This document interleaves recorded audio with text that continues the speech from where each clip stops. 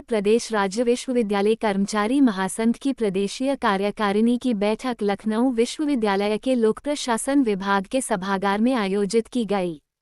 महासंघ का अधिवेशन में चुनाव की तारीख निर्धारित की गई।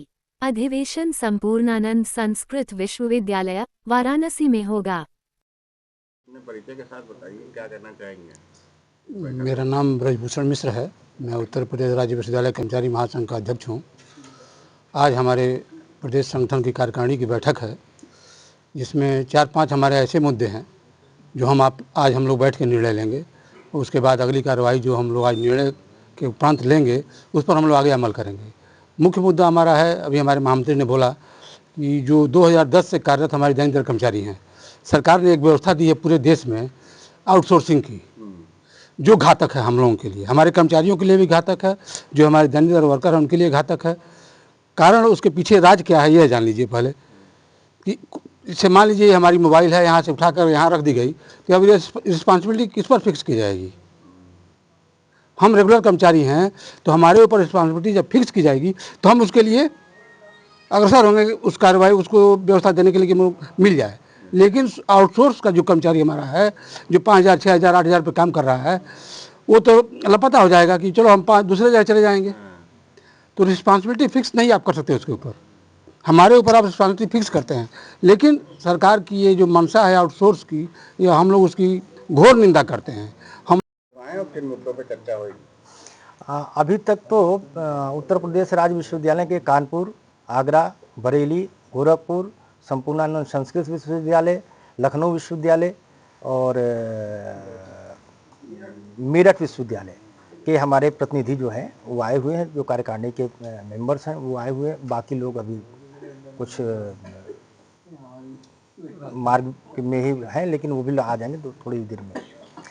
आज की कार्यकारिणी की बैठक का जो मुख्य विषय ये है कि उत्तर प्रदेश सरकार द्वारा 31 दिसंबर 2001 से पूर्व के दैनिक वेतन वर्ग 4 मास्टर रोल कर्मचारियों को विनियमितीकरण किए जाने के संबंध में जो 24 फरवरी 2016 को शासनादेश निर्गत किया था, उस परिधि को 2001 से बढ़ा करके 2010 तक के लिए हम लोग मांग कर रहे हैं कि ऐसे कार्मिक जो दैनिक वेतन संविदा पर हैं, जिनकी नियुक्ति 2010 तक हुई है, उनको रिक्त पदों के सापेक्ष विनियमित किया जाए। पद की अनुपलब्धता के अंतर्गत उनको ऐसे पद सृजित किया जाए, अधिक संघ के पद सृजित किया जाए और उनको विनियमित किया जाए। दूसरा ये है कि राज्य कर्मचारियों की भांति कैशलेस की सुविधा राज्य विश्वविद्यालय कर्मचारियों को भी दिया जाए।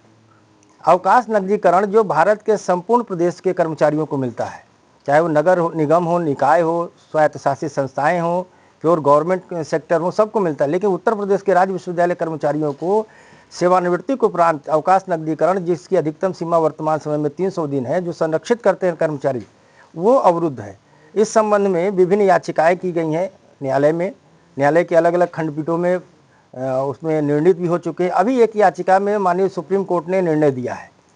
उस निर्णय के अंतर्गत हम लोग की सरकार से मांग है कि राज्य विश्वविद्यालय कर्मचारियों को भी राजकीय कर्मचारियों की भांति सेवानिवृत्ति के उपरांत अवकाश नकदीकरण एवं राज्य कर्मचारियों की भांति कैशलेस की सुविधा प्रदान की जाए। जी, हमारे चैनल के माध्यम से सरकार से क्या अपील करना चाहेंगे? मैं उत्तर प्रदेश सरकार जो जन कल्याणी के रूप में मानी जाती है और प्रदेश के सभी विभागों को कुछ ना कुछ मिला है, लेकिन उत्तर प्रदेश के जो राज्य विश्वविद्यालय हैं, यही एक ऐसा वर्ग है कि यहाँ के कर्मचारी अछूते रह गए हैं।